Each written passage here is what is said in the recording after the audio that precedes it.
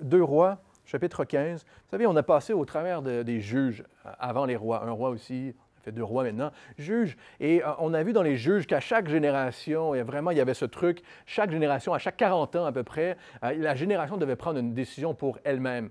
Hein? C'est vraiment ce qui se trouvait dans le livre des juges. À chaque génération, on devait reprendre une décision devant Dieu pour nous-mêmes et revenir à Dieu. Et c'est toujours l'histoire du peuple de Dieu, de revenir à lui. Il est un Dieu bon, plein de grâce. On a vu dans un roi est extraordinaire parce qu'on a parlé beaucoup de repentance dans un roi, beaucoup de repentance. Et maintenant, dans 2 rois, on voit, c'est vraiment une étude de caractère. Un roi aussi, hein, sur chacune de ces personnes face à Dieu, le caractère qui se développe de Dieu. Et à chaque fois, on voit pratiquement un péché particulier dans la vie de ces personnes-là, et des fois à laquelle on peut s'identifier ou, en tous les cas, c'est des mises en garde. Et on voit ça dans 2 rois ici, toutes ces mises en garde que Dieu fait et continue à faire. 2 Rois, chapitre 15, prions, Seigneur Dieu, merci parce que ta parole, Seigneur, nous conduit. On avance avec toi dans ta parole, Seigneur, et on va continuer. C'est la seule chose qui nous intéresse, c'est de te connaître toi, connaître ta parole, Seigneur. Et tu nous parles, et tu as fait en sorte, Seigneur, que dans ta parole, on avance avec toi, tu nous diriges, Seigneur. Et on avance ici dans 2 Rois, dans cette étude-là de ces hommes que tu as appelés à diriger ton pays et ces prophètes que tu as appelés à prophétiser, à rappeler ta parole aussi. Et tu as écrit ta parole, Seigneur, pour qu'elle nous reste. Tu nous l'as donnée. Et on te dit merci pour ça. Apprends-nous de toi aujourd'hui et apprends-nous de nous-mêmes aussi, parce que ta parole nous apprend de qui nous sommes. Et nous voulons te suivre en ton nom, Jésus. Amen.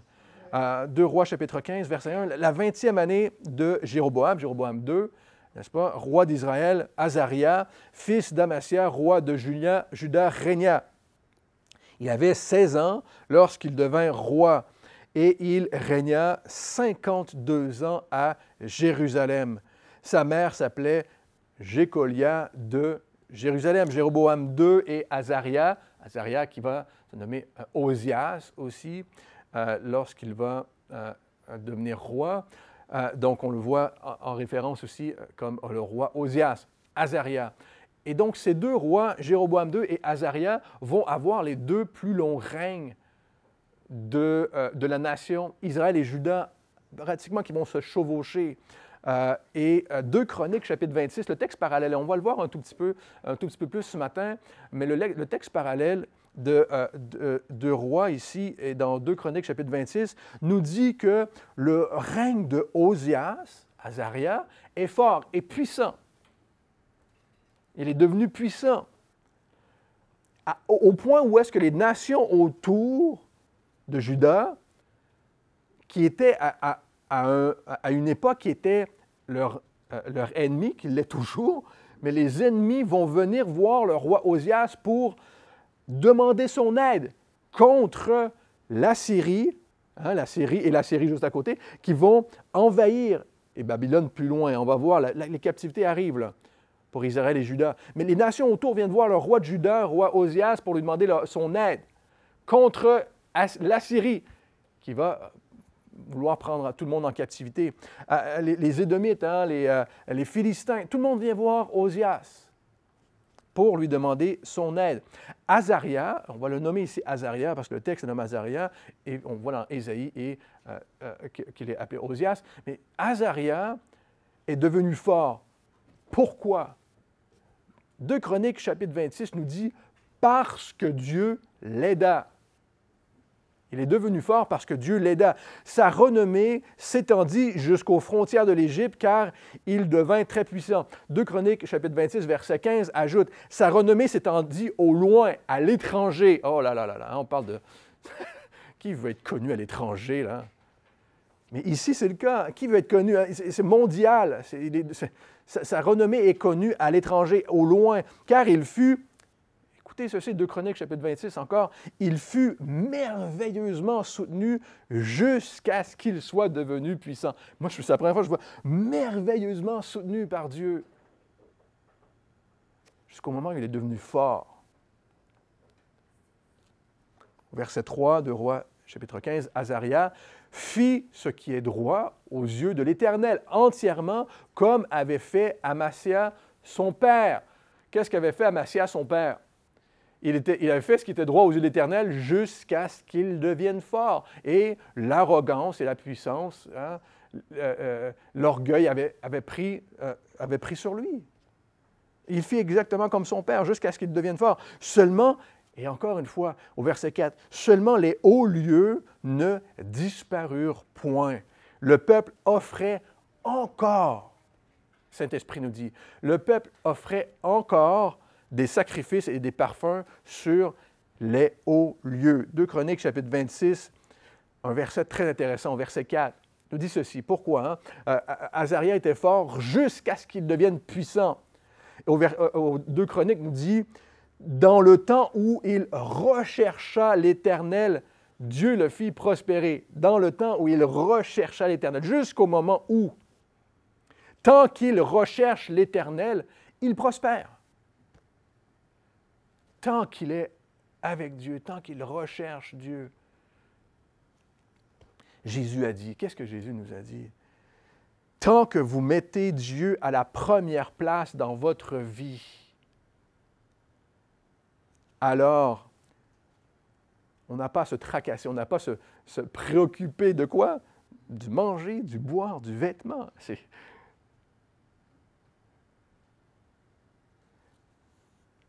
Jésus nous a dit, c'est les païens qui se préoccupent de ces choses-là. C'est ceux qui sont sans Dieu qui se préoccupent de ces choses-là. Mais vous, hein, Jésus a dit, si nous cherchons d'abord le royaume de Dieu et sa justice, toutes ces choses nous seront données en plus. Matthieu chapitre 6. Tant qu'Azaria a recherché l'Éternel, tant qu'il a mis Dieu à la première place, Dieu lui a donné le succès. Tant et aussi longtemps. On a vu, il y a des rois où, même ses pères avant lui, ils venaient le voir juste quand il y avait un problème. Ils venaient le voir juste quand l'ennemi l'attaquait. Tant et aussi longtemps qu'on met Dieu, qu'on garde Dieu à la première place, on a du succès. Nous devons donner à Dieu la première place dans nos vies. Ce n'est pas la première fois qu'on entend ça, n'est-ce pas? C'est certainement pas la première fois qu'on entend ça. Tant qu'Azaria a recherché, mais recherché l'Éternel, désiré Dieu.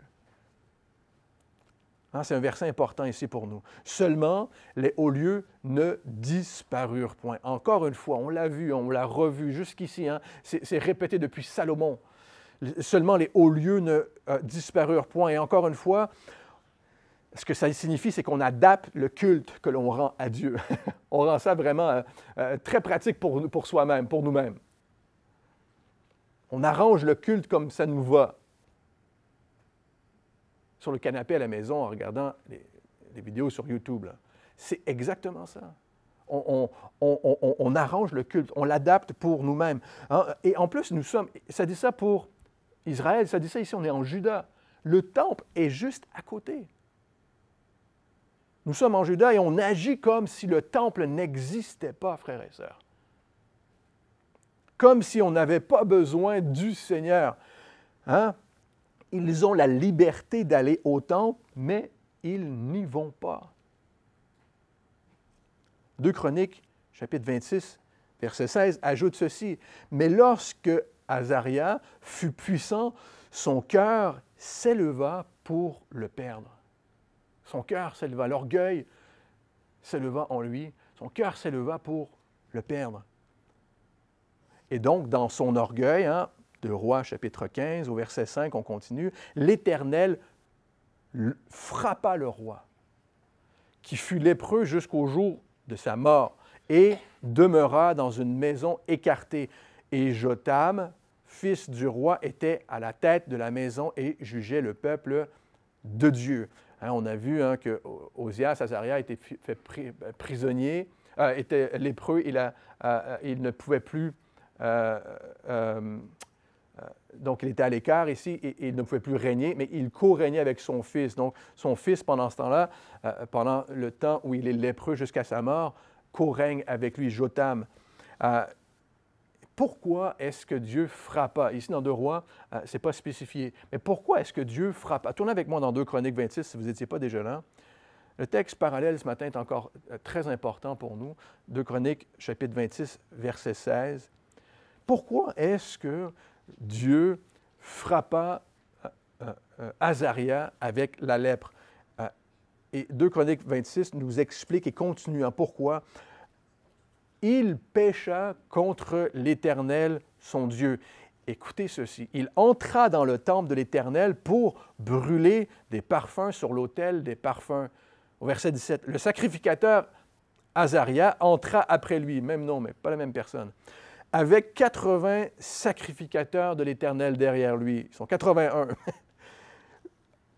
Des hommes courageux qui s'opposèrent au roi Osias et lui dirent, « Tu n'as pas le droit, Osias, d'offrir des parfums à l'Éternel. » Ce droit appartient aux sacrificateurs, fils d'Aaron, qui ont été consacrés pour les offrir. Sors du sanctuaire, car tu commets un péché, et cela ne tournera pas à ton honneur devant l'Éternel Dieu. La colère s'empara d'Osias, qui tenait un encensoir à la main, et comme il s'irritait contre les sacrificateurs, la lèpre éclata sur son front en présence des sacrificateurs dans la maison de l'Éternel, près de l'autel des parfums. Ce n'est pas la première fois que Azaria, dans son orgueil, on a vu qu'il a coupé la parole. C'est son père qui avait coupé la parole des prophètes. Pendant que le prophète parlait, il dit, « On ne t'a pas demandé ton avis, toi, sors de là. » Il y a vraiment cet orgueil qui se met en place et il se fâche contre les sacrificateurs. Seulement un homme de la descendance d'Aaron pouvait être prêtre et venir et donner des sacrifices et des parfums dans le temple. Un roi ne pouvait pas être prêtre et offrir des sacrifices. Un prophète ne pouvait pas non plus. Seul un descendant d'Aaron pouvait. Et donc, Osias, Azaria, décide dans son arrogance qu'il allait offrir des sacrifices dans le temple. Azaria, lui, le sacrificateur, les sacrificateurs à 80, ils arrivent à 80 prêtres pour le confronter. Ce qui est dangereux pour eux, c'est le roi. Ils ont fait preuve, le texte nous dit qu'ils étaient courageux, de courage, pour confronter le roi. Littéralement, le roi, il s'est mis en rage, littéralement comme une tempête. Il a fait un spectacle dans le temple. « Non, je suis le roi! » Il a tenté d'impressionner. 80 personnes sont venues pour le confronter. Vous savez, c'est probablement une des choses qui distingue notre culture encore aujourd'hui, ou particulièrement, je pense, aujourd'hui, je pense qu'on peut l'appeler une culture d'affirmation. On ne peut que affirmer les choses, positivement, affirmer les gens. On doit positivement affirmer. On ne peut plus confronter, sinon, on se prend les foudres des médias sociaux, premièrement, des émotions. On vit dans une société qu'on peut appeler une société d'affirmation. C'est très, très présent. Ça prend du courage de faire, comme à ce moment, confronter parfois les choses qui sont outrageuses, qui sont contre Dieu. Contre Dieu. Alors qu'il s'irritait contre les prêtres, c'est à ce moment, Dieu s'irrita contre lui et la lèpre éclata sur son front. Imaginez, il est en train de parler, il est rouge de colère et en plus, la lèpre sort. Les prêtres sont là et le regardent. Et il a dû vivre à l'écart seul. Il a dû vivre à l'écart seul comme un lépreux pour le reste de sa vie. Et son fils Jotham va régner à sa place. Et Jotham sera un bon roi. Hein? Vous savez, Amasia, son père, avait bien commencé. Osias aussi a bien commencé. Mais les deux vont vouloir accomplir par orgueil ce que le Seigneur ne leur a pas demandé de faire. Ils vont vouloir prendre de force par arrogance ce que le Seigneur ne leur a pas donné. Un commentaire biblique disait « Un bon commencement ne garantit pas une bonne fin. » Un bon commencement ne garantit pas une bonne fin. Le péché d'une mauvaise ambition a ruiné plus d'un serviteur de Dieu. Les péchés d'une mauvaise ambition. Un autre pasteur disait « Lorsque la lèpre éclata sur son front, sur le front d'Ozias, la tache était déjà dans son cœur. Elle a juste été rendue visible sur son front. Ce qui ressort là, c'est l'état de son cœur. C'est la tâche qui est rendue visible. Et on doit, frères et sœurs, régler ce qui est à l'intérieur avant que ça affecte tout le reste, avant que ça éclate. Parce que le péché fait ça. Le péché fait ça. C'est une image extraordinaire ici du péché. Le péché fait ça. On cache son péché jusqu'au jour où on doit se cacher à cause du péché. Vous êtes avec moi ce matin? On cache son péché jusqu'au jour où on doit se cacher nous-mêmes à cause de notre péché. Adam et Ève ont fait ça depuis le début. Adam et Ève se sont cachés dans le jardin après que leur péché ait été révélé. Ils ont pensé que...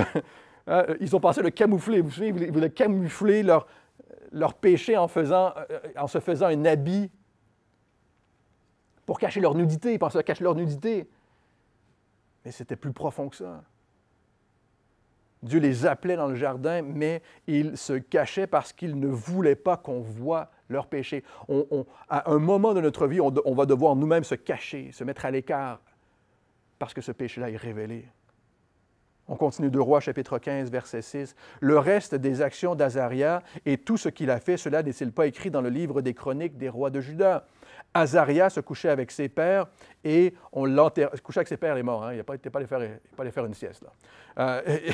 On l'enterra avec ses pères dans la ville de David et Jotam, son fils, régna à sa place. Intéressant, hein? On l'enterra avec ses pères dans la ville. Ce n'est pas à côté de ses pères. 2 Chroniques 26 encore nous révèle, on l'enterra avec ses pères dans le champ, au loin, de la sépulture des rois, car on disait, il est lépreux. Son péché l'a isolé toute sa vie, même jusqu'après sa mort, où il fut enterré dans le champ, loin des autres rois. Mais vous savez, frères et sœurs, ce n'est pas la lèpre qui l'a isolé, c'est son péché. C'est son péché qui l'a isolé. La lèpre est restée une trace qui l'a empêché d'accomplir pleinement ce pourquoi Dieu l'avait appelé. Il a voulu prendre ce que Dieu ne lui donnait pas, il n'a pas répondu à ce que Dieu lui demandait. Et son péché l'a empêché d'accomplir ce que Dieu lui donnait, ce que Dieu lui demandait. Et nous voulons, frères et sœurs, nous-mêmes être fidèles à ce que Dieu nous a donné, à ce à quoi nous sommes appelés. Car la parole nous dit que, vous connaissez ce passage, nous serons récompensés à quoi? Dieu va récompenser quoi dans notre vie? La fidélité. Nous serons récompensés selon notre fidélité et non selon la grandeur de notre œuvre. Il dira un jour, entre dans ma présence. Fidèle serviteur. Fidèle. Dieu va récompenser la fidélité, c'est ce qu'il veut faire, et non récompenser la grandeur des œuvres, des projets qu'on a pour Dieu. Ozias a très bien pu avoir une repentance dans sa vie par la suite, hein? Et probablement peut-être même qu'il a été un bon conseiller pour son fils Jotam par la suite, pendant toutes ces années où il était à l'écart dans la maison, où il a co-régné. Il a sûrement donné des bons conseils. Et certainement du genre, regarde où mon orgueil m'a mené. Ne laisse pas ton cœur prendre le dessus de cette manière dans ta vie. Au verset 8, la 38e année d'Azaria, roi de Juda, Zacharie, fils de Jéroboam II, régna sur Israël à Samarie. Il régna 6 mois. Il y a eu plus court que ça, il y a eu 7 jours avec. C'était Zimri. Hein? 6 mois, au verset 9, il fit ce qui est mal aux yeux de l'Éternel, comme avaient fait ses pères. Il ne se détourna point des péchés de Jéroboam, le premier fils de Nébat, qui avait fait pécher Israël. Nous connaissons ce refrain par cœur. Shallum, fils de Jabesh, conspira contre lui, le frappa devant le peuple et il le fit mourir. Et il régna à sa place. Zacharie régna 6 mois. On voit une instabilité là, qui prend place en Israël. Les règnes se succèdent. Shallum assassina Zacharie en public pour prendre sa place. Au verset 11, le reste des actions de Zacharie, cela est écrit dans le livre des chroniques des rois d'Israël. Ainsi s'accomplit ce que l'Éternel avait déclaré à Jéhu en disant « Tes fils, jusqu'à la 4e génération, seront assis sur leur trône d'Israël. » Et Zacharie fut le 4e et dernier de la descendance de Jéhu à être roi. Et nous voyons ici, dans les prochains versets qu'on va lire, on voit les derniers rois d'Israël, les 5 derniers rois d'Israël jusqu'à Osée. La captivité arrive bientôt. Shallum, fils de Jabesh, régna la 39e année d'Osias, roi de Juda. Il régna pendant 1 mois. Tout 1 mois, 30 jours, à Samarie. Manahem, fils de Gadi, Manahem, sûrement le chef militaire de Jéroboam II, monta à Tirsta et vint à Samarie, frappa dans Samarie Shallum, fils de Jabesh, et le fit mourir, et il régna à sa place. Au verset 15, le reste des actions de Shallum et la conspiration qu'il forma, cela est écrit dans le livre des chroniques des rois d'Israël. Alors Manahem frappa Tisach, et tous ceux qui y étaient avec son territoire depuis Tirsa, et il frappa la ville de Tirsa, parce qu'elle n'avait pas ouvert ses portes. Donc, Manahem vient et tue les gens de la ville parce qu'on ne l'a pas accueilli. On protestait contre lui, certainement, parce qu'il avait tué, il avait conspiré contre le roi. Et il fendit le ventre de toutes les femmes enceintes. C'est une barbarie absolue pour tenter d'éliminer, évidemment, la descendance de cette région. Mais vous savez, les Assyriens étaient connus pour faire de la barbarie. On le voit encore dans certaines tribus dans ce monde aujourd'hui, où il y a une barbarie absolue dans les temps de guerre. Mais donc, les Assyriens étaient connus pour faire exactement cela. Pendant la guerre. Donc, au verset 17, la 39e année d'Azaria, roi de Juda, Manahem, fils de Gadi, régna sur Israël. Il régna 10 ans à Samarie. Il fit ce qui est mal aux yeux de l'Éternel. Il ne se détourna point, tant qu'il vécut des péchés de Jéroboam, fils de Nébat, qui avait fait pécher Israël. Alors, quand le Saint-Esprit nous dit tant qu'il vécut, il a certainement eu l'occasion de s'en détourner. Pul, au verset 19, Pul, roi d'Assyrie, vint dans le pays, ou vient contre le pays. Et Manahem donna à Pul 1000 talents d'argent, 37 tonnes d'argent, pour qu'il aide à affermir la royauté entre ses mains. Manahem règne en Israël. Le roi d'Assyrie vient pour, évidemment, on va le voir plus loin, mais pour les prendre, pour prendre Jérusalem. Et Manahem, le roi, décide qu'il va soudoyer le roi d'Assyrie pour qu'il fortifie son royaume, son règne, sa royauté. Écoutez ceci, le roi d'Israël fait appel à l'ennemi pour le fortifier. À qui est-ce que Manahem aurait dû faire appel pour fortifier son royaume, sa royauté, son appel? À Dieu, à l'Éternel. Manahem leva cet argent sur tous ceux d'Israël qui avaient de la richesse, taxer les riches, on a déjà entendu ça, afin de le donner au roi d'Assyrie. Et il taxa chacun à 50 cycles d'argent. Le roi d'Assyrie s'en retourna et ne s'arrêta pas alors dans le pays.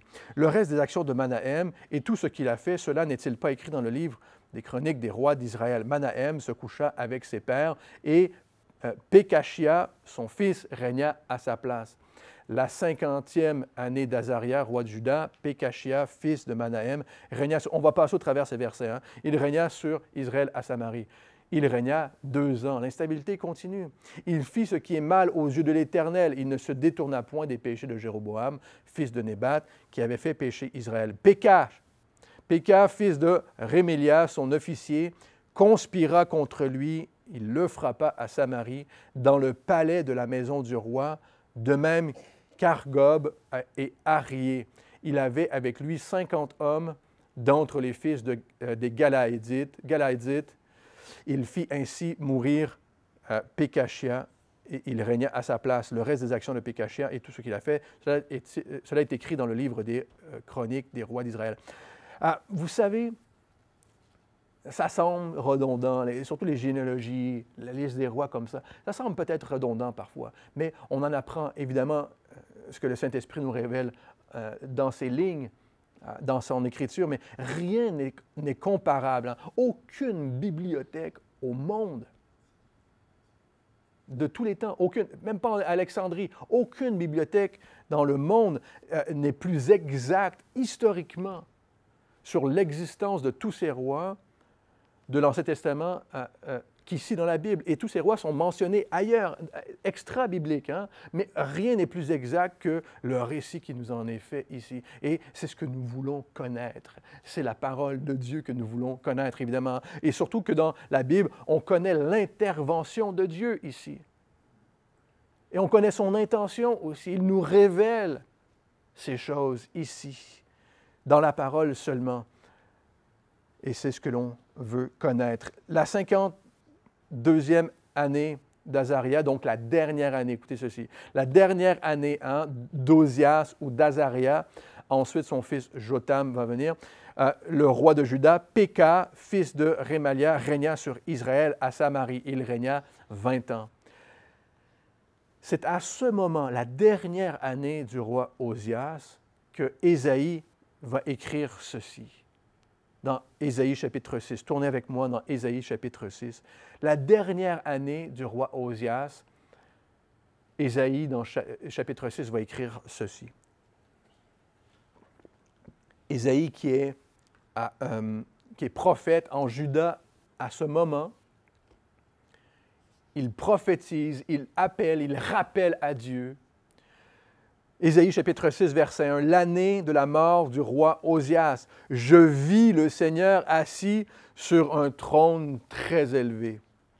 Et les pans de sa robe remplissaient le temple. Des séraphins se tenaient au-dessus de lui. Ils avaient chacun 6 ailes, 2 dont ils se couvraient la face, 2 dont ils se couvraient les pieds et 2 dont ils se servaient pour voler. Et ils criaient l'un à l'autre et disaient, « Saint, Saint, Saint est l'Éternel des armées, toute la terre est pleine de sa gloire. » C'est extraordinaire comme passage. Hein?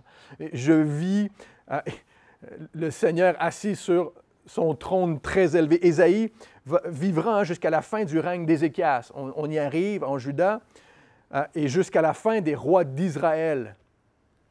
Et il dit, Ozias n'est pas assis sur son trône. Il ne dit pas Jotham, ni Péka, ni Pul, ni le roi d'Assyrie. Mais le Seigneur est assis sur son trône très élevé. C'est une vision extraordinaire que nous-mêmes, on peut garder aujourd'hui. Lorsque nous regardons à ce qui se passe autour de nous dans le monde, même pas très loin de nous, ce qui se passe dans notre pays, dans notre nation. L'injustice, le crime. Tout ça peut être décourageant, même dans nos vies personnelles, tout ça peut être décourageant, frères et sœurs. Mais nous savons que le Seigneur, notre Dieu, est assis sur son trône, qu'il règne. Il règne. Lorsqu'on regarde simplement à notre propre vie, nous pouvons espérer en l'Éternel. Et j'espère que c'est l'espoir de votre cœur ce matin. Espérer en l'Éternel. Faire appel à lui pour son secours, pas faire l'erreur de Manahem et de ses rois et de se détourner, de laisser son cœur s'élever ou juste abandonner Dieu ou faire appel à l'ennemi. Non, faire appel au Seigneur continuellement et constamment. J'espère que c'est le désir de votre cœur ce matin. Faire appel à Dieu pour son aide. Au verset 28, 2 Rois chapitre 15, on continue. « Il fit ce qui est mal aux yeux de l'Éternel. » Péka fit ce qui est mal aux yeux de l'Éternel. Il ne se détourna point des péchés de Jéroboam, fils de Nébat, qui avait fait pécher Israël. Non seulement il pêche lui-même, mais il fait pécher les autres. Non seulement, on va le voir, il laisse le compromis dans sa vie, mais il compromet la vie des gens autour de lui, fils de Nébat, n'est-ce pas? Du temps de Péka, roi d'Israël, Tiglath-Pileser, roi d'Assyrie, donc Pul est mort, Tiglath, roi d'Assyrie, vint et prit Ijon, Abel, Beth, Maca, Jonaha, Kedesh, Hatzor, Galaad et la Galilée. Donc, il a envahi tout le pays de Nephtali et les amena captifs. Il amena captifs les habitants en Assyrie. La captivité commence. On est 10 ans avant la captivité assyrienne d'Israël et c'est la première captivité qui se produit ici. En Israël, on vient et on prend des Israéliens, des Israélites, on les sort, on les amène en Assyrie. On est en 733 avant Jésus-Christ. En 722, 10 ans plus tard, la captivité d'Israël sera complète. Vous savez, c'est à ce moment, Jonas qui est là, et on a vu Jonas, le Galiléen, dans notre dernière étude, qui est là et qui prêche. Et qu'est-ce que Dieu, on connaît l'histoire de Jonas. Où est-ce que Dieu a envoyé Jonas? À Ninive, en Assyrie. C'est à ce moment où Dieu envoie Jonas à Ninive, en Assyrie, et on connaît le reste de l'histoire de Jonas. Mais qu'est allé faire, en bout de ligne, qu'est allé faire Jonas à Ninive? Qu'est allé faire Jonas? Il est allé prêcher la repentance en Assyrie, alors que l'ennemi est en train d'amener le peuple en captivité. Il est allé prêcher la repentance. Vous savez, frères, en Assyrie, il pensait que Dieu devait détruire l'ennemi. Vous savez, c'est les âmes qui intéressent le Seigneur. C'est les âmes qui intéressent le Seigneur et non les royaumes et les territoires. Il va permettre que Israël et Juda, il va permettre que le temple soit détruit, il va permettre que tout ça soit balayé afin de rappeler son peuple à lui. C'est les âmes, c'est nos vies qui intéressent le Seigneur Dieu.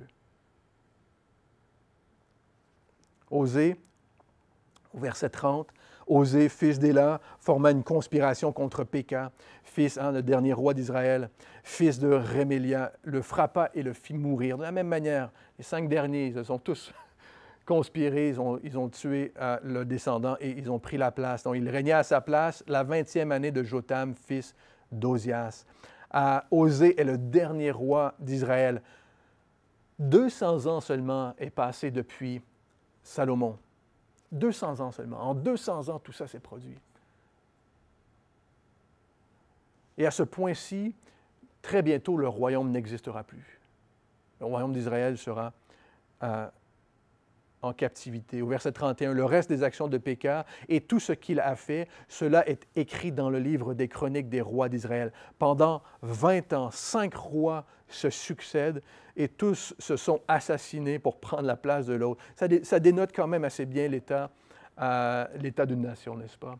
Au verset 32, la seconde année de Péka, fils de Rémélia, roi d'Israël, Jotham, fils d'Ozias, roi de Juda, régna. Il avait 25 ans lorsqu'il devint roi, donc à ce moment. Il régna 16 ans à Jérusalem. Sa mère s'appelait Jérusha, fille de Tsadok. Il fit ce qui est droit aux yeux de l'Éternel. Il fit ce qui est droit. Jotham fit ce qui est droit aux yeux de l'Éternel. Il agit entièrement comme avait agi Ozias, son père.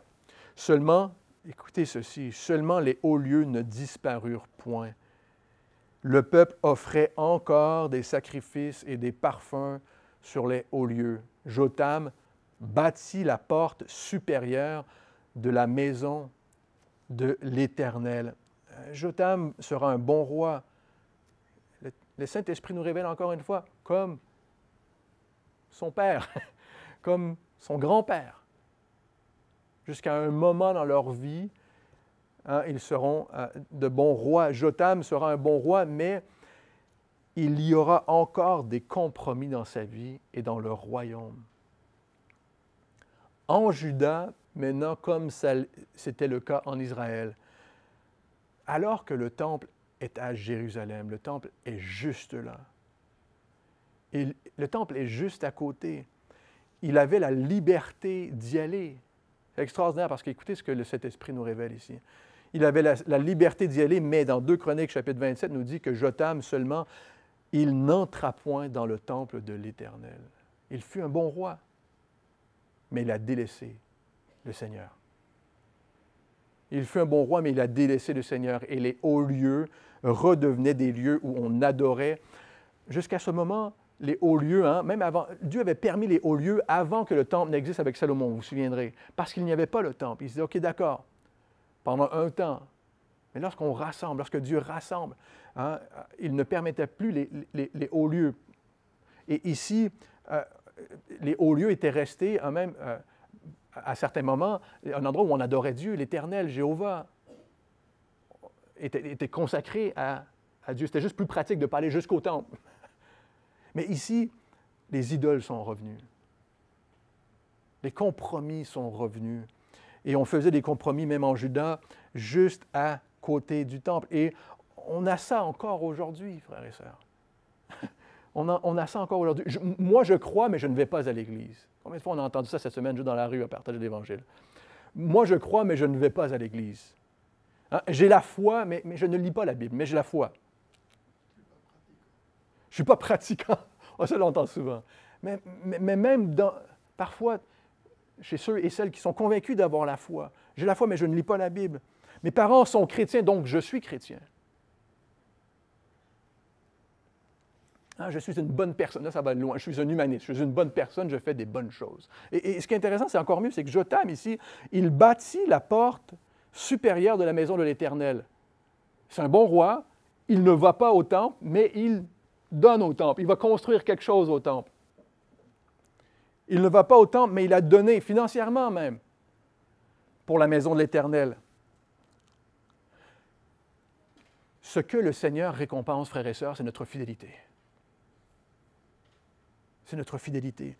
L'Assyrie qui est en train de prendre Israël, qui va venir aux portes de Juda pour faire ami-ami, on va le voir dans notre prochaine étude, ou mettre des pressions plutôt, et tous les prophètes qui prêchent présentement, tous les grands prophètes, Ésaïe, qui sont là et qui appellent à revenir au Seigneur, tout ça aurait dû être assez comme un avertissement, même pour Juda, à se dédier à Dieu. Mais c'est plus facile de faire des compromis comme l'a fait les pères. Mon père faisait ça, mon grand-père vivait comme ça. C'est plus facile de faire des compromis que de faire face à une nation qui est déchue, faire face à ce qui nous entoure, de se tenir pour Dieu et sa parole là où on est, sans faire de compromis, au risque d'en payer le prix parfois.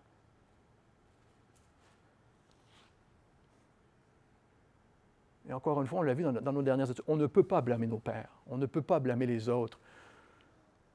On ne peut même pas blâmer les circonstances dans lesquelles on est pour l'état de notre cœur, là où nous en sommes avec Dieu. On ne peut blâmer rien ni personne. Mais il vient un moment où il y a un choix à faire. C'est plus facile d'adapter ce que Dieu dit, même parfois, et de trouver même une certaine forme d'acceptation autour de nous. Aujourd'hui encore, on le fait avec plein de choses, les compromis sur l'évolution, sur l'homosexualité, le transgenrisme, tout l'inclusivisme, nommez-le là. C'est plus facile de trouver une forme d'acceptation, de faire des compromis que de se tenir pour ce que Dieu dit et comment Dieu le dit.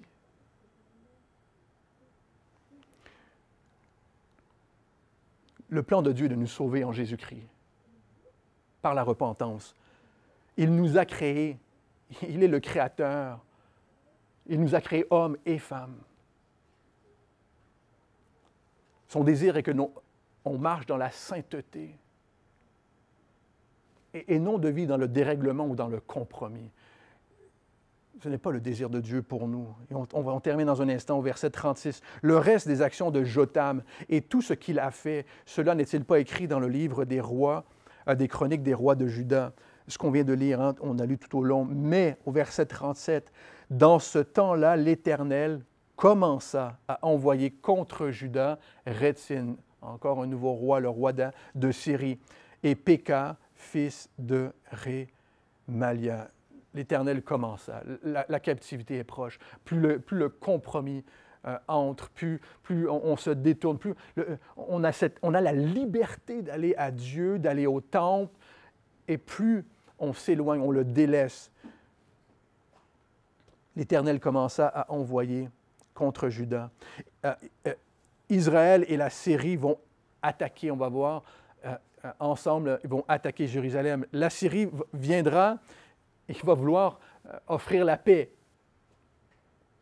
Contre quoi? On va le voir dans notre prochaine étude. La Syrie va vouloir offrir la paix contre la désobéissance à Dieu.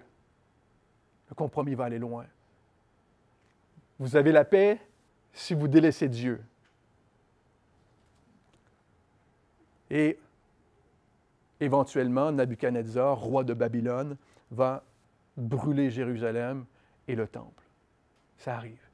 Au verset 38, et on termine avec ceci, « Jotham se coucha avec ses pères, et il fut enterré avec ses pères dans la ville de David, son père. Et Achaz, son fils, régna à sa place, et on verra comment Achaz aura été le roi probablement le plus mauvais de Juda. » Et on termine, frères et sœurs, nous ne voulons pas vivre notre vie avec des compromis, n'est-ce pas? Nous ne voulons pas vivre notre vie avec des compromis. On ne veut pas que notre témoignage soit comme ces hommes qui nous sont présentés ici. Hein, j'ai délaissé le Seigneur. On voit ça dans les témoignages parfois. J'ai dû prendre un grand détour dans ma vie. On ne veut pas ça pour revenir à Dieu. On ne veut pas ça dans notre témoignage. On n'a pas besoin d'avoir ça. On peut être fidèle au Seigneur, marcher avec lui, malgré les circonstances, malgré les oppressions, malgré l'environnement dans lequel on se trouve. On peut marcher fidèlement au Seigneur. J'espère que c'est le désir de votre cœur. Prions, Seigneur. C'est effectivement le désir de mon cœur, le désir de notre cœur ce matin, de t'être fidèle. On a besoin de toi, on a besoin de ton esprit pour ça. Merci parce que tu t'es sacrifié pour nous. Toi, tu as payé le prix ultime pour sauver ma vie.